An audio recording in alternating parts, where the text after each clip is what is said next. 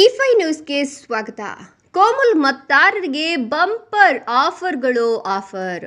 ಈಗ ಮತದಾನ ಮಾಡಿ ಹೊರಬರ್ತಿರ್ತಕ್ಕಂಥ ಮತದಾರರಿಗೆ ಮಿಕ್ಸಿಯನ್ನ ಉಡುಗೊರೆಯಾಗಿ ಕೊಡಲಾಗ್ತದೆ. ಕೋಲಾರ ನಗರದ ಸರ್ಕಾರಿ ಬಾಲಕಿಯರ ಪದವಿ ಪೂರ್ವ ಕಾಲೇಜಿನಲ್ಲಿ ಒಂದು ಮತದಾನ ಪ್ರಕ್ರಿಯೆ ನಡೀತಾ ಇದ್ದು, ಮತದಾನ ಮಾಡಿ ಬಂದಂತಹ ಮತದಾರರಿಗೆ ಮಿಕ್ಸಿಯನ್ನ ಉಡುಗೊರೆಯಾಗಿ ಕೊಡ್ತಾ ಇದ್ದಾರೆ.